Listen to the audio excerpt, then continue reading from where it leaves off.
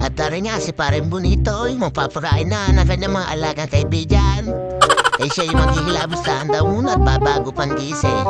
May pakaway-kaway pa tanghali na. At din nga sinusubukan niyang lambingin ito si Pareng Laki. At siya lang hirap na hirap pumasok din Lagi siyang itinutulog palabas. Hindi ko alam kung bakit. Di na gumamit ng diskarte. Wow, wari kay sabit. Ganoon pala napapalambing lahang bago bigyan ka na patay na ham.